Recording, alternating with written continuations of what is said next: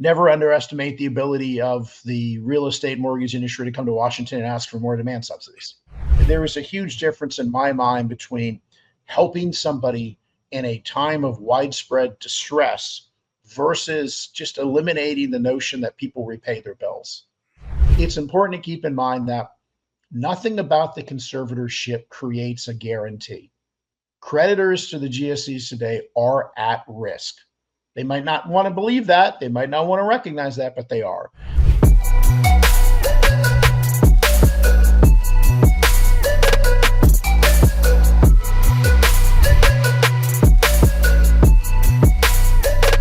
Episode 28 of Market Moves with Mark and Jeff. Jeff, great to be back with you again here. We've got a busy week of important guests, and this one is about as important and accomplished as we've had on Market Moves. So really excited that our guest has given us access to be able to have these kinds of conversations. We will bring Dr. Mark Calabria in. He has made the rounds on several finance and even appraisal-related podcasts over the last several months, and I was thanking him pre-show for his access that he's given. Appraisers don't often are able to have conversations with folks like him in the positions that he has held and maybe will hold as we're moving through. But for those that don't know, Mark has held a lot of positions, is a senior advisor at the Cato Institute now, but was Wikipedia is saying the chief economist to Vice President Mike Pence. And Mark, I have been, you were the director of FHFA during the Trump first term. And I have looked through just a wealth of kind of economic positions around finance, housing, banking, and the sort. U.S. Senate banking staffer and HUD positions and all the way through. What an accomplished career and great perspective you bring here, Mark. Well, thank you, Mark. It's very kind of you to say. When I look back on it, in some sense, it looks planned, but it really wasn't. It's more taking advantage of opportunities that come to it. But maybe I'll just note, when I was finishing undergrad, it was the aftermath of the savings and loan crisis in the early 90s. And that first phrase, jobless recovery, became very prominent. And one of the reasons I decided to do a PhD in economics was because of the job market at that time. And when I was in grad school was at that time when FDICIA and FIREA and all of these changes in the appraisal industry and the mortgage industry were going on. So this was, it was in the air. It was something that was very much talked about when I was in grad school. And the bigger point is changes in the housing market, changes in the property market, and the macro economy, really do, open doors, close doors, and can determine really where your career ends up. And, you have to make those choices within that. So it's just been interesting for me that I have brought, this aftermath of having, again, finished college and gone to grad school in that savings and loan era, that it's really stuck with me, that kind of thinking. And perhaps sometimes it's made me a bit unpopular because I've always wanted to remind folks housing markets go up and they go down. And we need to think about, the risk. And I would always say my philosophy within government has always been you hope for the best, but you plan for the worst.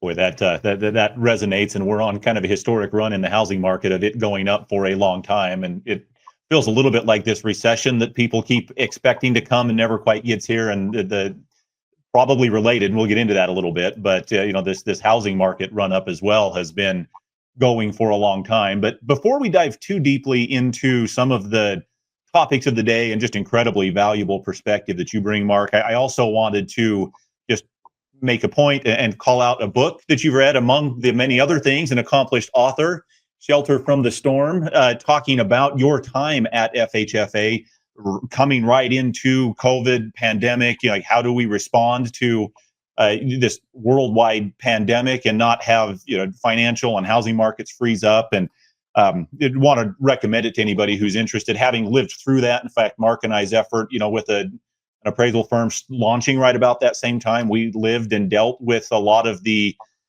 variations that, that came, including some of the policies that you were instrumental in bringing about in appraisal and financing, in the housing market. Boy, a turbulent time, kind of an uncertain time. And as we're at least on the back end, looking back on it, glad to know we've at least survived and we're not all, dead from a virus, but that's true. Well, thank you, Jeff, for mentioning that. And I really wanted to, I don't want any of us to have to relive those memories necessarily, but we did avoid having another kind of 2008. And if you remember early in the pandemic and from February to May in 2020, home sales declined a third. Everybody in their, all the forecasters, Fannie and Freddie, were all predicting house prices declines and activity declines. Obviously, the market second half of 2020 turned out very different. But, we really came close to having a repeat. And obviously, the public health issues and the virus itself were predominant. But we came very close to having a financial crisis in March 2020. We came very close to having a housing crisis. And part of the underlying theme is, I was on banking committee in the Senate in 2008, was one of our oversight staff for many of the 2008 efforts like HAMP and HARP and many of these attempts to stabilize the market. And to be frank, my view was the post-2008 responses were poorly structured. They weren't fair to borrowers. They weren't fair to the taxpayer. They weren't fair to lenders. And kind of a theme of the book is me telling myself post-2008, if I'm ever in a position to do something about this, we're going to do it differently. And so I wanted to talk about in the book how and why we did it differently. And while, of course, I pray we never have another pandemic, I think we will have another housing downturn at some point.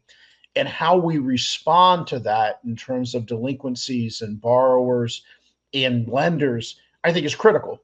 And I want to make sure that the right lessons, and again, I emphasized in the book, there are lessons from our pandemic response that are generalizable outside of a pandemic, and there are lessons that there aren't, and I try to be, this fits into this bucket, this fits into that bucket, and I also try to, kind of bring some humor and reflection about many of the things that we all lived through during that time to, remind us. So there's hours many of us spent at our kitchen table trying to figure out how to keep the economy going.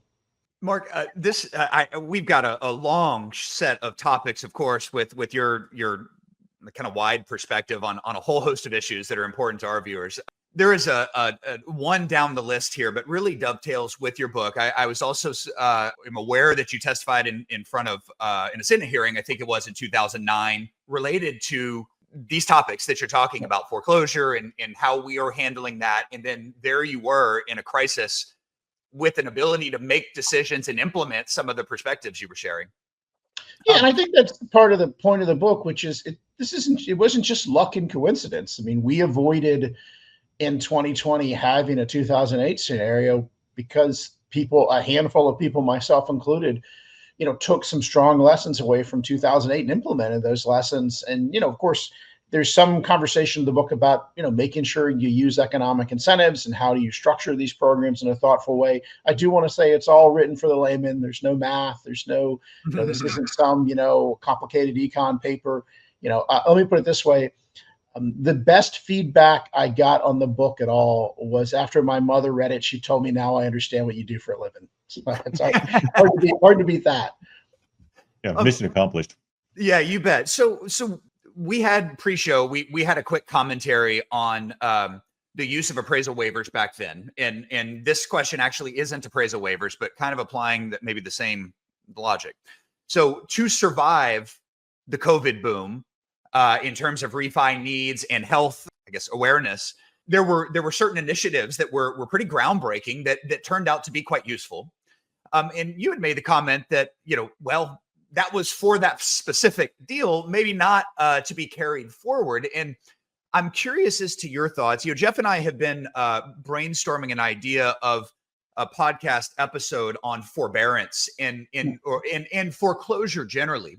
Our firm had a big contract with Fannie and Freddie dealing with kind of foreclosure workout sort of appraisal items back then. And, Fannie Mae had shared with it, well, that's not really how this is going to go the next time. A lot of processes have changed. And it feels to me, maybe in the same, using the COVID reaction, but now carried forward, that there almost seems to be a loss of appetite for foreclosure.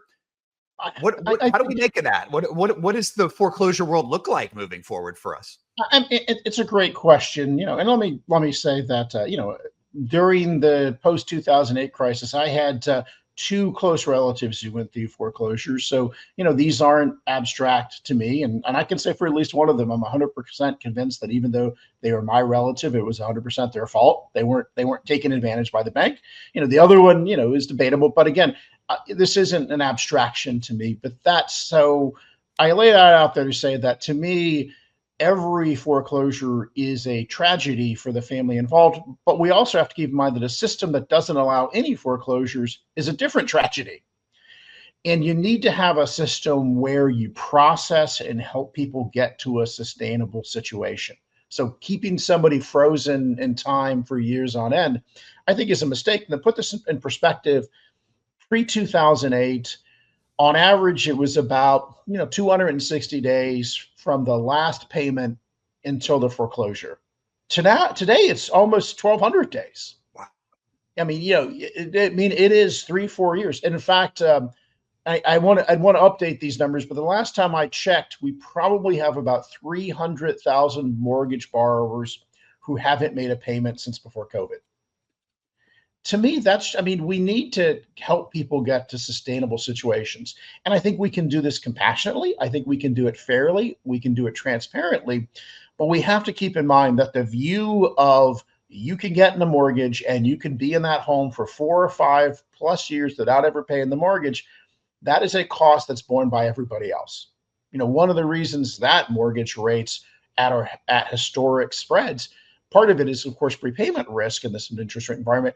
But a lot of it is that credit risk, that servicing risk that comes from if you're going to have a system where a mortgage is no longer collateralized by the underlying property, that's not a good situation. And, it's interesting.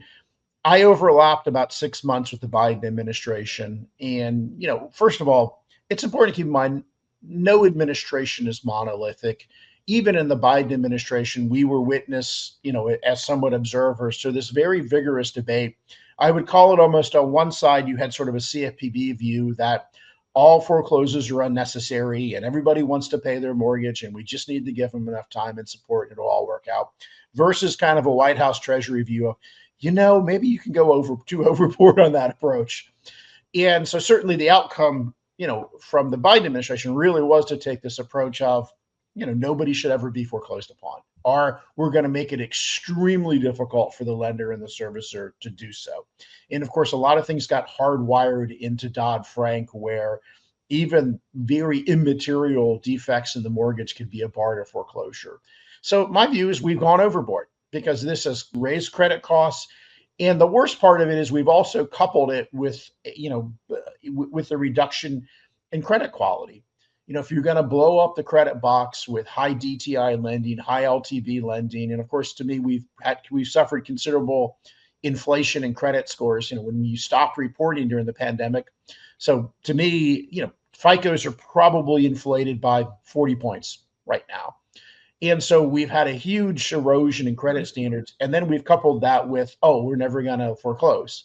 So of course, that results in a very costly system that raises prices for everybody. And, and this was all done really in a non-transparent way without any sort of public debate. And so to me, what I think we need to get away from is this view that the mortgage finance system is just another way to tax A to subsidize B. We should have a mortgage finance system where, risk is reflected in the credit cost. If you are a better quality risk, you pay less than a higher quality risk. And one of the things I don't think is appreciated in the industry, there is a very huge contingent of stakeholders and voices in Washington who absolutely hate risk-based pricing. Their view is everybody should pay the same price for a mortgage, regardless of credit quality. Their view tends to be that, if you wake up with a subprime credit score, it's somebody else's fault, not your own. And again, I've got plenty of relatives that are subprime credit. And I can tell you it's because of predominantly choices that they have made in their lives. And so this view that subprime is something that happens to you, again, that's not to say that there aren't people who don't run into bad luck. I'm sympathetic to that. We've all seen that. But the view that you try to shoot the messenger and get away from these standards, and again, CFPB itself, for instance, has estimated that what they've already previously done, not including the most recent rulemaking on medical debt, raises FICOs on average 25 points. So we're seeing all of this FICO inflation going on because it's a real attempt to backdoor open the credit box. And again, there are certainly regulatory changes done post 2008 that has some adverse impacts on the credit box. But you look at FHA is a great example. The median, so this is the typical, I'm not talking an outlier. The median FHA loan today has a 45 DTI with a FICO of about 720. And then when you roll the closing costs in, which are allowable, this person's walking away from the closing table with an LTV of probably about 102. That's the typical FHA. These aren't outliers. And so to me, as you know, I don't think any one of the three of us would put our own money behind that loan. No. Yet this is what we're cranking into the mortgage market. Mark, do you think that view of kind of this escalated, or kind of artificially inflated FICO scores, is that baked into the bureaucracy and policymakers, or do you see that changing with the new administration? I think there's an openness in the new administration. I mean, certainly it's too early to tell. And it's also, as I said earlier, I mean, no administration is monolithic. When I was at the White House in 17 and 18, there were kind of like kicking and screaming arguments with HUD all the time on FHA. I mean, many of us at the White House, my colleagues at OMB, Office of Management, we saw a lot of problems. And, part of what your role at the White House is that you're reining in the agencies from listening too much to their clientele groups. And of course, you think the most extreme example, and I grew up on a ranch, so I can say this, but 99% of the time you sit down with USDA, they're going to tell you what the farmers want. So there's no mystery there. Even Treasury, you sit down with Treasury and they'll tell you what the Treasury broker dealers and what Wall Street wants. They might pretty it up, but so you sit down with HUD or you sit down with FHFA, 90% of the time they're going to tell you what the lenders want. And so your job at the White House really is to remind everybody, there's a broader public interest here. Yeah. This isn't just about, pleasing constituency groups. And again, I don't want to dismiss. I'm a huge believer in the First Amendment and your right to petition your government and present your views. And I would say I think my tenure at FHFA set a very high standard for transparency and accountability. You might not have always agreed with what I was doing, but we were transparent about what we were doing. And everybody who wanted to have a voice had an opportunity to weigh in. Now, you had to convince us, of course. You couldn't just complain. You had to have some analysis and some numbers. But there is always that tension there. And so that said, we're still seeing, who is being fleshed out below Scott Turner, who I believe will be confirmed for HUD secretary. We haven't seen a name for an FHFA commissioner yet. I know there's been interviews. People I suggested have been interviewed. Who they round up there. Obviously we have a name as a nominee for FHFA with Bill Pulte. I think it's too early to say, but I think you'll see very vigorous debates within this administration over, how do we have, what does a responsible credit box look like? And I do think a big takeaway is, and this is again, a point of frustration on my part, in that you saw a record unaffordability crisis in the last 4 years. And so much of the dialogue just sort of presumes that, that was caused by some, asteroid from outer space. No, we had a record run up in house prices because we have constrained supply, and the Biden administration threw an insane amount of demand subsidy at the housing market. They widened the credit box and they did all of these programs, whether it was upgrading for modernization because of weathering or whatever. They threw an insane amount of money at the housing market. And what did it do? It drove up prices. It drove up materials costs. It drove up labor costs, even the things that were unrelated. So all of the manufacturing plant construction that came out of the CHIPS Act for chips, well, that drove up wages for electricians. And the same guys who go in and wire a plant are the same guys who are going to go in and wire an apartment building. So all of these things really just drove up prices. And so I think there's a recognition. Obviously, I think a big part of the election was really about the cost of living. And so to the extent that there's a broader recognition that much of these demand subsidies and money thrown at the property markets writ large were part of the problem, I think you'll see a different approach. Now, that said, never underestimate the ability of the real estate mortgage industry to come to Washington and ask for more demand subsidies. So my last question as it relates to foreclosure, and understand I am coming, the question is rather soulless, and I'm sorry for that. But those of us, there's been a reality for the last many decades for appraisers and realtors and the like, that when things are down, we sort of have a backstop with foreclosure work. And that has not been true this time for the first time in this down cycle. And, I think about that a lot of different ways. But one, I think that it did not help the market in the GFC when we had every fourth property was a foreclosure out there. That didn't help values very much. And we also have this existence of these corporate buyers who have an apparatus stood up of millions of homes that are under management and seem like easy landing spots for people that have an asset that they're trying to get rid of. So I just wondered, as it relates to all of that, what's your view? So, I mean, first of all, and it's also worth remembering that it didn't take long in the great financial crisis till we got to the point where half of foreclosures or delinquencies were redefaults. You kept having these same borrowers who you kept just cranking through the system. And so let me also emphasize, as I talk about in the book, a number of flexibilities and approaches we put in the pandemic were public health related. They were not meant to be permanent. So, good example of this is in the spring of 2020, there were about 200,000 Fannie and Freddie borrowers who were already in some advanced stage of delinquency. You're talking borrowers who hadn't paid for, say, 2 years. And these were unlikely to be borrowers that get back on their feet.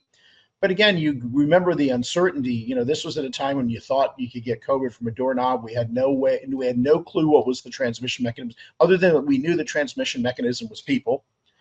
And so, we made a decision to say, we can't put these people on the street until we have a better sense of what's going on with the pandemic. So we paid for that. And probably cost Fannie and Freddie about $1 billion to carry these families and pay their property taxes. And let me be clear. In my view, it was the absolute right thing to do, but it was never meant to be permanent. It was meant to be a bridge. I don't want to quite say, 15 days to flatten the curve, but, it was meant to be a bridge. It was meant to be a temporary solution until we had a better understanding of the problem. And that's the same thing with appraisal waivers. That was the same thing with the delinquency approach and the forbearance. None of this was meant to be a permanent forever approach. And it's very disappointing. I mean, obviously, we saw this most dramatically in the student lending business where, people weren't going to class, colleges were shut down. None of this was meant to be everybody gets their student loan forgiven. So I think, unfortunately, and, it raises some real questions about how generous and how helpful and compassionate do you want to be in the next crisis if you know that there's a possibility that another administration just comes in and decides that that's the new norm. And again, there is a huge difference in my mind between helping somebody in a time of widespread distress versus just eliminating the notion that people repay their bills. Well, you really speak, I think, to some of these unintended consequences of we've got this emergency. And I've heard, political commentators, say, never let a good crisis go to waste or something. I mean, something you've probably heard more than I even have, given your background. But, these things tend to take on a life of their own. And I'm kind of curious, Mark, if we can maybe pivot just a little bit to coming out of this great financial crisis, which we've referenced a little bit. Fannie Mae, Freddie Mac had issues. They end up going into government conservatorship. I'm curious about your maybe high-level perspective on what that even means. I know when a bank, fails and gets taken over by FDIC in a conservatorship type of a relationship, that's a way to, deal with the distressed asset and then move on. This doesn't feel like, Fannie and Freddie have been dealt with and moved on very quickly. And love your perspective. Absolutely. And I should note, during my time on the banking committee, I helped write the statute that set up FHFA and created the receivership conservatorship mechanism. And let me say, when we were drafting the statute, we never thought you'd have a conservatorship more than 6 months. Nobody thought it would be this kind. The longest bank conservatorship ever was 18 months. And so the fact that this has gone on, what are we approaching, 16 years now or something? It's just absurd. This is completely counter to what Congress intended. And so, as you mentioned, a conservatorship is supposed to be a timeout. If you think about, say, the difference between, say, a Chapter 7 and Chapter 11 bankruptcy, because at the end of the day, what a conservatorship is, it's an administrative bankruptcy run by an agency rather than a judge, but it's essentially the same function. And just as the difference between a reorganization bankruptcy and a liquidation bankruptcy, that's the difference between a conservatorship and a receivership. A conservatorship is, okay, you've got some problems, but we believe they're fixable and we get you back out. If those problems are not fixable, such as you're deeply insolvent, you're supposed to enter a receivership. So I'm of the view that as a legal matter, Fannie and Freddie should have been taken into receivership in 2008, and they should have been reorganized and released in that form. But, then Treasury Secretary Hank Paulson and later Treasury Secretary Tim Geithner had their own views, which they thought were more important than the views of Congress, and imposed their own views over those of our elected representatives, and created this endless limbo, which is never have supposed to have been the case. So we started when I was director, finally trying to fix the companies and get them out. Unfortunately, there are a number of bad decisions, in my opinion, and some illegal, in my opinion, that have been made over the course that made that a very deep hole to start from. So, for instance, the day I became director, Fannie and Freddie were leveraged 1,000 to 1. You had over a $6 trillion footprint backed by $6 billion in capital. A strong breeze would have blown them over. And in fact, they came extremely close to failing from their COVID losses. And so we started from a very deep hole. Again, one can debate the reasons why you're in a deep hole, but quite frankly, the reasons are secondarily to the point of like, let's get out of this hole. Let's build a ladder. Let's, start filling this hole in. And that's what we did. We suspended, eliminated the sweep of capital. We built up capital. And so today, Fannie and Freddie are only leveraged about 60 to 1, which is still far too highly leveraged. Were we to see another 2008 scenario, they would fail and become insolvent. And so our objective was to get them healthier. And so we put a lot of things in place quite frankly, if it hadn't been for the pandemic, I believe Fannie and Freddie would be out. The pandemic, A, imposed a lot of losses on Fannie and Freddie, and B, made it very difficult to be able to go to the public markets. There was a short window. You may remember a handful of non-bank mortgage lenders went public in 2020, and then that window closed and pretty much nobody was able to go. If I had only known about the whole GameStop, window of anybody willing to buy anything, I probably would have tried to make Fannie and Freddie public then. But that said, we missed our window because we had a lot going on dealing with the pandemic, and there were a lot of very serious problems at Fannie and Freddie that had not been fixed. I mean, for instance, Fannie and Freddie were not regular filers under our Securities Act until 2008. So they weren't Sarbanes-Oxley covered until 2008. Let me put it this way, and, as somebody with some knowledge of accounting, in my personal opinion, I don't believe in 2020 that Fannie and Freddie were Sarbanes-Oxley compliant. And for us to do what would have been the largest public offerings in history, you need to be Sarbanes-Oxley compliant. Now, the plus is that that's all fixable. You hire a bunch of accountants. So to me, I'm fundamentally in some sense a glass half full guy. And the thing that makes me optimistic is, having been through this, we hired Houlihan Lokey, which is one of the premier reorganization firms in the world. We spent a lot of money. We spent a lot of time. We've mapped out a lot of options. And the plus thing is, this is all completely doable. Does it require time? Does it require resources? Does it require commitment? Yes. But this is not some sort of how do you parallel park a rocket, which apparently somebody has shown us is doable too. So this is something that is completely doable. The Biden administration could have accomplished it if they wanted to. They chose not to. But I felt like it was my responsibility. And again, let me put it this way. I characterize myself as an Article 1 constitutionalist. And what I mean by that is a reminder, of course, is that Article 1 of the Constitution is Congress, is the legislative power. And my view when I became director was, I don't get to pick and choose what Congress has told me to do. I do all of it. I do it whether I like it or not. So, for instance, I don't love the housing goals. I don't love the housing trust fund, but that's part of the statute. So my view was we're going to follow the law, whether I like those elements of law, and we're going to follow all of it. Now, I wish that attitude was more common among regulators. Fortunately, it's not. But, we didn't look at this as I'm not going to do a bunch of stuff that I don't have legal authority for. And unfortunately, in the Biden administration, half of the authority for PAVE is probably made up. A number of other things, such as the housing equity plans that were imposed on Fannie and Freddie, not only are they probably illegal, but they were certainly made up. There's no legal authority for them. And so you really saw an approach in the Biden administration where it was like, well, conservatives just control the company. We get to do anything we want. No, that's not what the law says. And so I really tried to impose upon the agency during my time, we're going to operate within the law. And we're not going to try to get creative and cute. We're going to do what the law says. Now, one of the things that makes me optimistic is this is a general, approach across the Trump administration. There's very much we need to make sure that agencies across the federal government follow the law.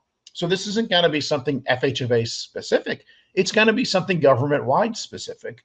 And even you might remember the courts, I believe it was Bright Loper, where the Chevron doctrine was overturned. And basically Chevron kind of said, if you can make a plausible case that the rule you're proposing is somehow believable, and not completely laughable under the statute, you can get away with it. So even when I was at the White House, you already saw an approach at OMB in the first Trump administration, where OMB would send rules back and say, we're not following Chevron. We're following what does the law say, and are you taking the most straightforward, reasonable interpretation of what that says? Not are you trying to twist this into some, halfway laughable interpretation.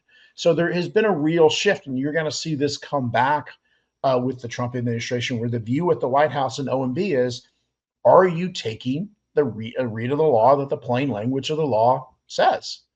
And so this is going to apply to FHFA just like it's going to apply to every other agency. And if you take that approach, then your command and your responsibility is to fix the GSEs and get them out of conservatorship. I find myself having a hard time arguing against follow the law the way that it's written, as opposed to some activist, I'm going to do whatever I want because I have a conservatorship status. Yeah, I've been on panels and debated people from the Obama and Biden administration, and again, they're living, breathing Constitution and statutes that obviously Congress says you should do. Fortunately, a big frustrating thing about the GSEs, I often say, there are two charters for the GSEs. There's the real charter that Congress passed as in statute, and then there's this complete pretend mythical charter that people have created. So, for instance, there is nothing in the law that says that Fannie and Freddie are supposed to increase home ownership rates. It doesn't exist. It's not there. Completely made up. That doesn't exist. And so and unfortunately, there are things in the charters that don't get enforced. So that's the other thing that's a real frustration. So I recognize, and I'm the first to say that I would love for Congress to do a number of things to try to stabilize and fix the system. So for instance, call me crazy, maybe it's my PhD in economics, but I do not believe a duopoly is good for consumers. I believe competition is good for consumers. And so one of the things that I regularly asked for when I was FHFA director was for Congress to grant me charter authority. If 2 GSEs are great, then 6 should be even better, right? Why shouldn't we, and this is a real problem in that the overdominance of Fannie and Freddie in the market stifles innovation, in my view. You should have 6 or 7 different GSEs that all try different approaches. And there's even a degree, and I think this is one of the harmful things that's been done under the conservatorship. Pre-2008, Fannie and Freddie were really different companies. Sure, they had a lot of similarities, but they had different risk appetites. They had different business focuses. They still today have different corporate cultures. And so you've seen this effort in the conservatorship to homogenize them. Everything must be the same. It's stunning that it's my friends, on the left, you talk about diversity when in reality, what they want is everybody to think the same and say the same. My view was, especially as director, you surround yourself with people who see the world differently from you, because that's the only way you really learn and you find out what you're missing. And unfortunately, so much of the conservatorship has been, let's make Fannie and Freddie exactly the same. So, Congress created two of them. If Congress wanted one of them, they would have created one. And so all that said, I think we need to get to a spot, and I would love to see Congress make some substantial changes to the system. But the reality is, I don't think Congress is going to do anything. I mean, I just think that's, it's hard. And there is a lack of consensus even within the Republican Party, much less, and obviously the numbers in the House are just so slim. So there's not a consensus within either party, kind of what you do. There's not a cross-party consensus. But again, going back to be a glass half full guy, 85% of the problems, in my opinion, with Fannie and Freddie, you can fix with existing statutory powers if you're simply willing to implement the law and follow it.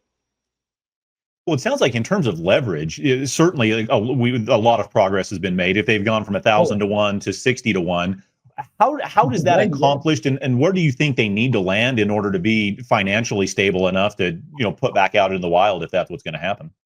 So ultimately, you want them to be closer to, say, 25 to 1. Which is only, where Bear Stearns was the quarter before it failed. So, so all that said, it's still highly leveraged. And, it's also important to keep in mind, and this is, again, where I think there's a lot of confusion. So, it's understandable that, say, banks are pro-cyclical. The economy expands, bank activity expands. And so they're always going to be a bit pro-cyclical. Fannie and Freddie, by design, are supposed to be counter-cyclical. They're supposed to be a floor in a time of stress. And what that means is it's not sufficient for them simply to have the capital to cover their losses at the boom. They've also got to have additional capital to support the market in a time of stress. And I think people really forget that, or if I can take us back to our college years, if you think about you're hanging out with your friends and you're having a party, Fannie and Freddie are not supposed to be the guys working the bar, pulling you, pouring you triples and telling you to do keg stands. That's not supposed to be Fannie and Freddie. Fannie and Freddie are supposed to be your friends that come by the next day and help you clean up. That's what Fannie and Freddie are supposed to be. And instead, we have made them the bartenders at the party. And I think it's turned out badly repeatedly. And I think at the end of the day, we really need to make this decision, and that you can't be the bartender at the party and the guy who cleans up the next day. There's an inherent tension in that, in my opinion. So how do we get Fannie and Freddie to a point? And so to me, 25 to 1 is where you ultimately need to be. You don't necessarily need to be there to get out of conservatorship. You can get out at a lower number. I think the 61 today is probably not a reasonable starting point. If you got probably 35 to 1, something like that, you could get out under some sort of consent decree where some of the risk taking is, kept in check until you're fully capitalized. But there are a number of other things you need to fix as well. But they're on their way.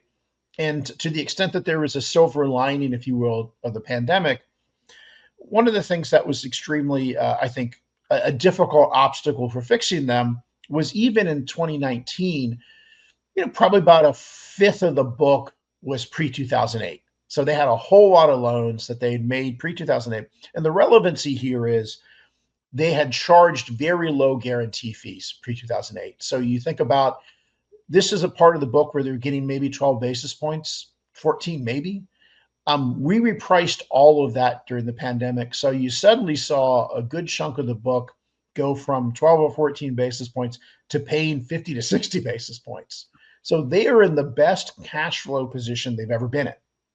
So that, and they're kicking off, between the two of them, they're probably building about 25 billion in equity a year. So while I think there's zero chance of getting out of conservatorship in 2025 for a number of mechanical reasons, if you get them out 27 or 28, they will have built another 75 to 100 billion over the next year, assuming, because again, to go back to our earlier part of the conversation, housing markets do go down.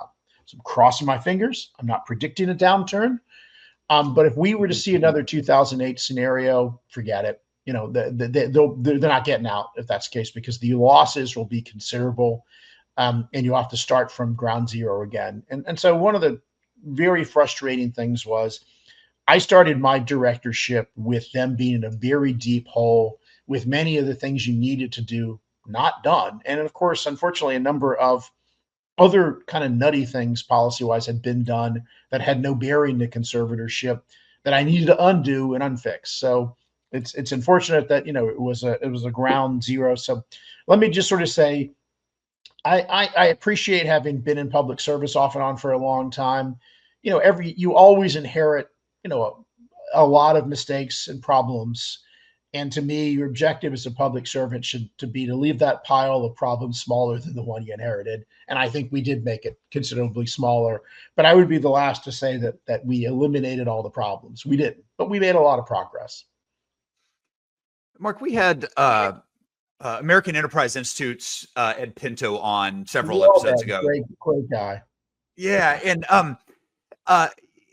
one of his primary points in speaking about conservatorship and privatization, and I've seen you comment on this and wanted to give you a platform to do that here, is trying to measure the immeasurable government guarantee that has followed in conservatorship here that may not be present in privatization, and that how is the American people repaid for that, and how do they survive without it?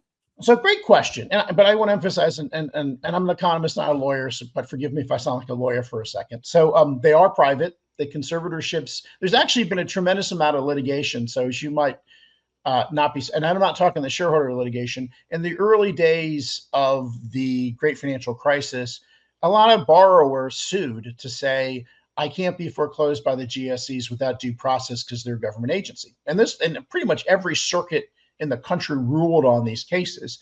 And the point here is that courts repeatedly said the conservatorships are private. They are not government. You're not entitled to due process. These are private companies while they're in conservatorship. Just like, when Hertz went into bankruptcy back in 2020, or Brooks Brothers went into bankruptcy because of the pandemic, they didn't become arms of the government. They were private companies. So that said, let's also start from, before we get into speculations about market speculations, it's important to keep in mind that nothing about the conservatorship creates a guarantee. Creditors to the GSEs today are at risk. They might not want to believe that. They might not want to recognize that, but they are. So as a legal matter, there's no guarantee before conservatorship, there's no guarantee in conservatorship, and there's no guarantee outside of conservatorship.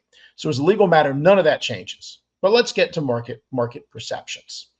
So I think it's best to conceptualize an implicit guarantee is a probability between 1 and 100. Like an explicit guarantee would be 100% you're going to get paid. It's also worth noting a lot of companies, you don't even need to look at financial services.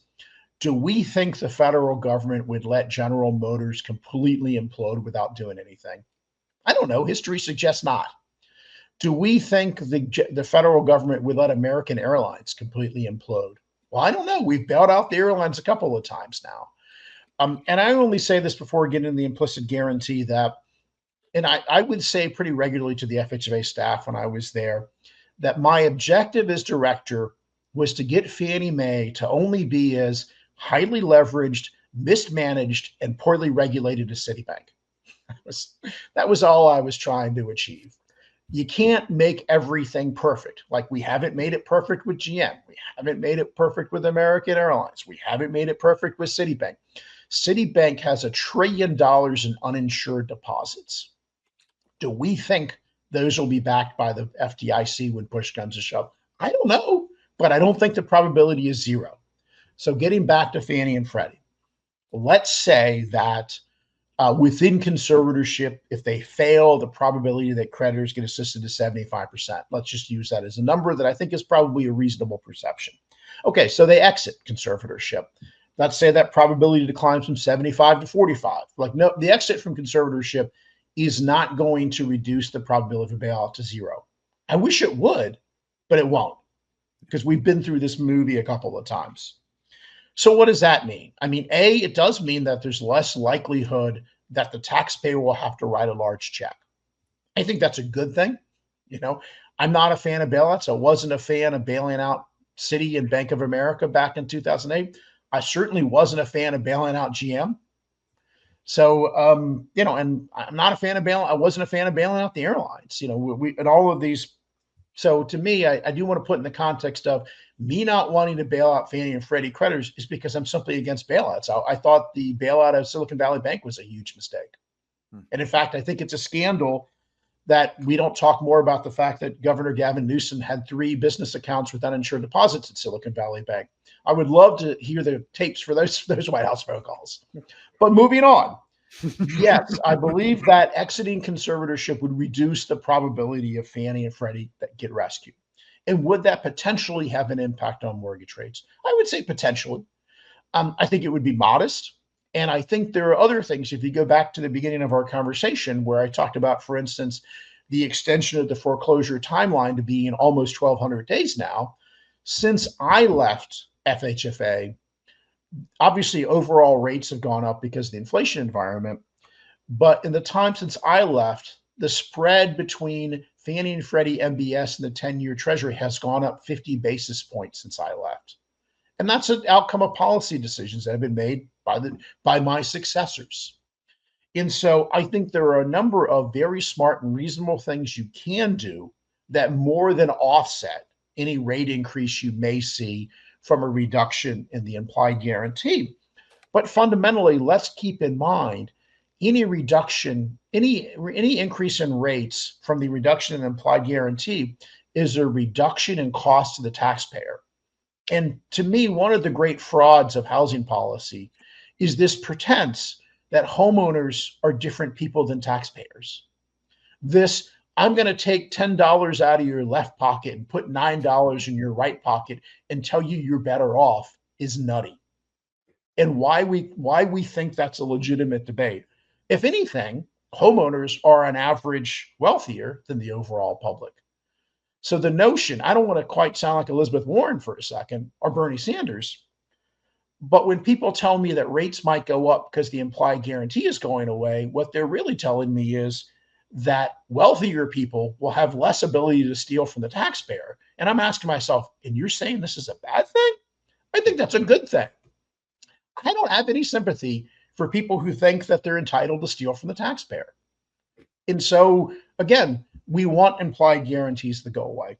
Can we truly ever do that? Probably not. I mean, I still remember when President Obama was on TV signing Dodd-Frank telling us this is the end of bailouts. Well, you know, I guess he didn't account for Silicon Valley Bank. I don't think we've ended bailouts, but I think there are things you can do. So, for instance, we created living wills. We did tabletop exercises when I was director, you know, coordinating with the SEC and the Federal Reserve to say, if Fannie failed, what happens? You know, what happens to the money market mutual funds that holds debt? What happens to the asset managers? We mapped all this out. And, you know, just like, you know, whether you're, you know, learning how to scuba dive or whether you're in the military doing training, you go through all these exercises so that, you know, God forbid you ever hit a crisis, you're ready. And so we spent a lot of time during my time as director tabletop exercising failures of the GSEs. And I think that's an incredibly important thing to do because it does take away the uncertainty. You map through the options. So, you know, do I believe that Fannie and Freddie could be resolved in an insolvency at zero cost to the taxpayer? Yes, I do, because I've worked through this. Do I believe that the typical person at Treasury at FHFA would let that happen? No, I'm skeptical because unfortunately in Washington, it is panic first, throw money at it and worry about, you know, fixing it later. And it really should be, you know, we should expect more of our public policy makers. You know, most of the financial bailouts we see are absolutely and utterly unnecessary, you know, and we have resolvable ways of doing this, you know, and I do want to emphasize the choice isn't liquidate, you know, or bailout. You know, I can't speak for you guys, but I've flown on bankrupt airlines. We know how to actually operate companies in bankruptcy. We know how to operate Fannie and Freddie in a receivership. It's a knowable thing. And we know how to make debt holders into equity holders. This is all stuff where we have a long history of this in America. You go back and look at the railroads. We did it for most of the railroad industry in the early 1900s. We've done this for big corporations repeatedly. It isn't a mystery. And actually, at the end of the day, while Fannie and Freddie are obviously massive companies, they're also relatively simple companies.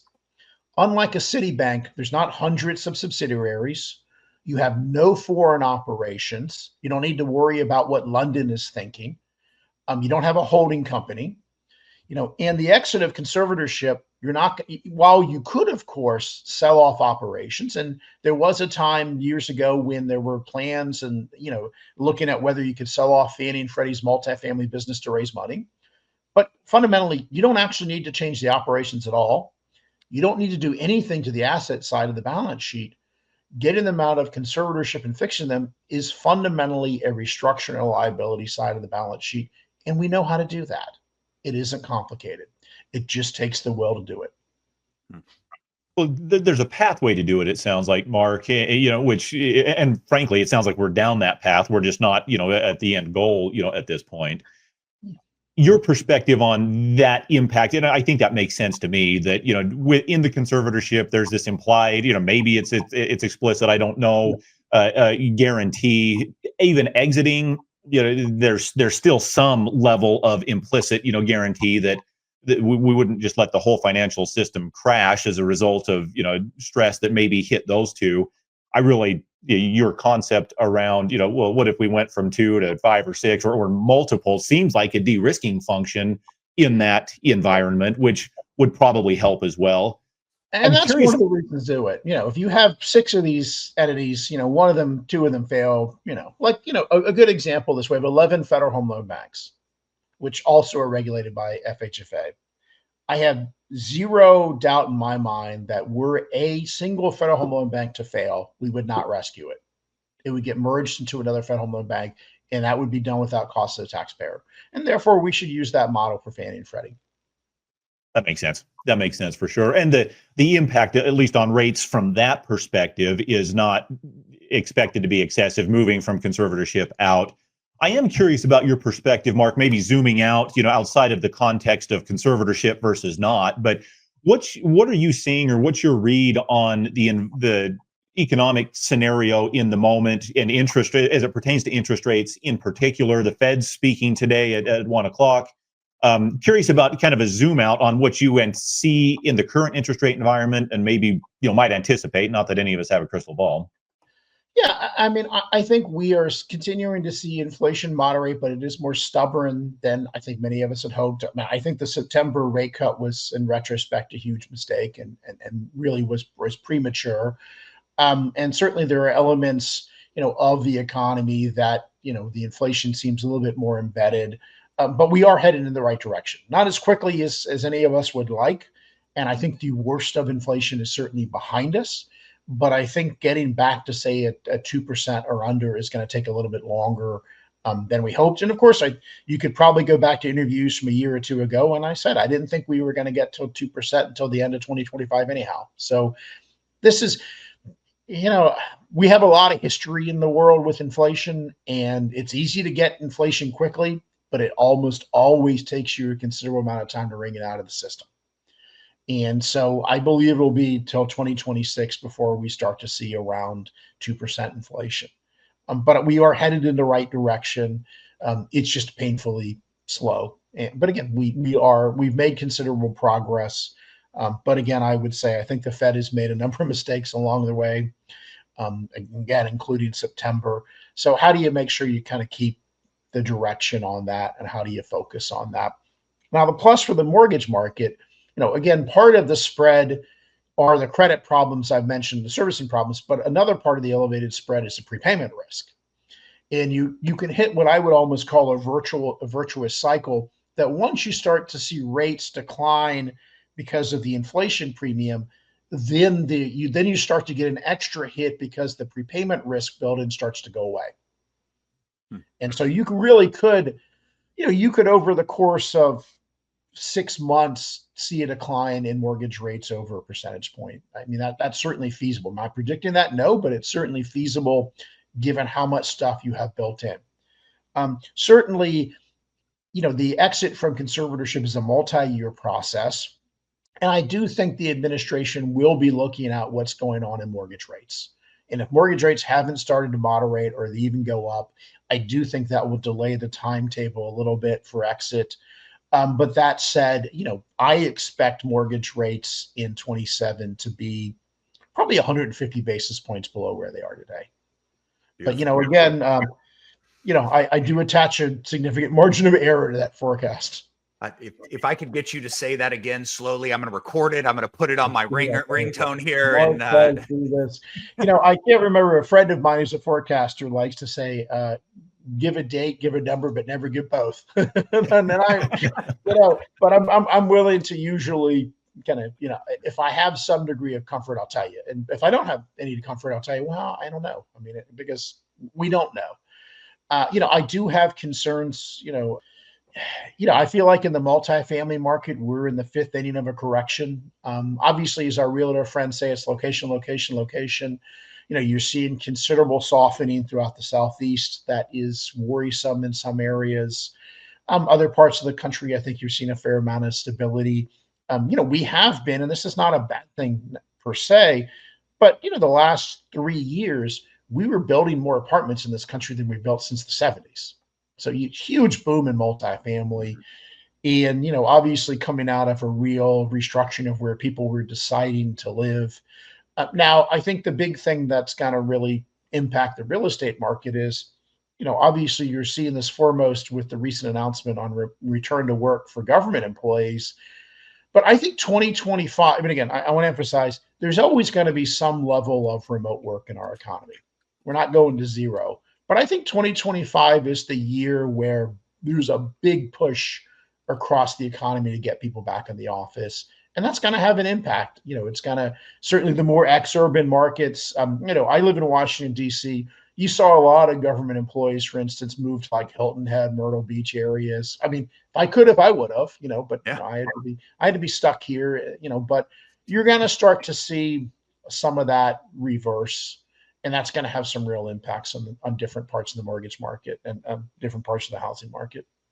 Well, Mark, you've been very gracious with your time, and I think we still got 4 minutes, so I'm going to try and pack it in. I have one question that I'd love to get your insight on, and then I've got kind of a speed round here. I may erase one of them. It actually did put a rate and a date together, and so you got me there. But, so new FHFA Director, Bill Pulte. What can we expect there? What do you know? How do we see that? So let's first of all say he's not confirmed yet. So, let's Okay. say the Senate is, as somebody who's been through a Senate confirmation, never assume. It is a process. So I think he is a relatively unknown. I think he is taking this job because he wants to make a big splash. I don't think he's taking, some people take a job just to add something to their resume. I think he wants to make a big impact. And there is no bigger way to make an impact than to get the GSEs out of conservatorship. Now, he comes from a private equity background. I think he's comfortable with reorganizations. Obviously, he's new to Washington, so I think it's going to be critical who he puts on his team and how much Washington experience he brings to that and how well he does that. He obviously has a bit of a relationship with the Trump family. So, I think that helps him. This really is one of those jobs where, you need to be able to call the White House. I mean, obviously, unlike when I became director, FHFA is no longer independent of the administration. And it really falls on the FHFA director to get this done. Is there a role for Treasury? Is there a White House? Sure. But whether you get out of conservatorship or not, fundamentally falls on, do you have an FHFA director who's willing to be dogged and stubborn and determined? If you don't, it ain't going to happen. So I hate to kind of do pop psychology, but I think he's got kind of the attitude that you're going to need to get it done, because you have to be willing to be, there are plenty of interests that will tell you the sky is falling if you try to do it, and you have to have a comfort of knowing when you're being spun and when you're not, and where you need to margin and how do you project this, and my hope would be, And I regret, again, as a reminder, my tenure came to an end quite quickly because of the Supreme Court. I mean, I didn't have any notice. I found out that morning, and that morning was going to be my last day, if you will. And so I would have preferred to have, for instance, made public some of the work that Houlihan Lokey did for us. And I think Bill, if confirmed, would be well served by putting a lot of information out, because there is a lot of work that's done. And I recognize, particularly in the mortgage industry, real estate industry, there's a lot of uncertainty, a lot of questions about the process. And one of the tensions I feel is we've answered a lot of those questions, but we haven't been able to make the answers public. Obviously, when I left, I couldn't take anything with me. So I don't have this material. It's all internal. And I'm hopeful that you'll see over the next 6 months, if Bill is confirmed, you'll see some roadmap stuff released, because it's there. And I can hopefully give people some certainty, some comfort. You might not like the answers, but there are answers. Outstanding. All right. Speed round. These are definitely, Mark, not one word answers. So I know we got to wrap up here. Is insurance fixable? This is an enormous problem. Yes, absolutely. Okay. I'll take it. Do it. Probably not. Yeah. Fair enough. Will we see more bank failures? Yes. Okay. Because you haven't specified a timeline. So you mean for the rest of infinity? Yes, we will see over the next 10 years, absolutely more bank failures. In this down cycle, if we are in a down cycle, from real estate. Okay, so to specify a time frame, over the next 18 months, yeah, I think we'll see a handful of additional bank failures. I think there's more stress coming in the commercial real estate market. I don't think we're done. It is messy there for sure. And you've covered this in others. Are appraisal waivers bad overall, at least how they're being used today? I think they are overused, and I think they're being abused. There are certainly legitimate narrow uses for them that make sense, like we did during the pandemic. But yes, they've been overused.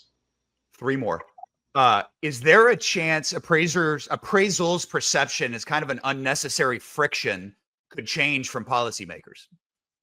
Not without effort by the industry to change that perception. And this is such an important point. In Washington, and certainly at the top of the GSEs, the appraisals, they're seen as a compliance exercise. They're seen as a friction.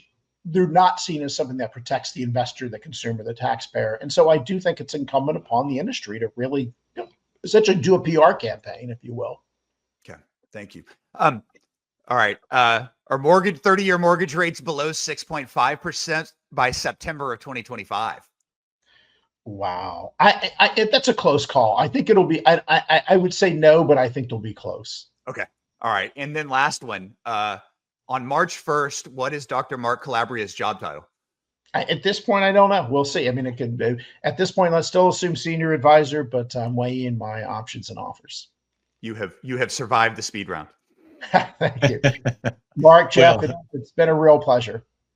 Well, it really has, Mark. You've been very generous with your time. We're very appreciative of you coming on and just sharing your perspective. You bring a very unique vantage point. We'll be excited to see wherever you happen to be in the coming, weeks and beyond.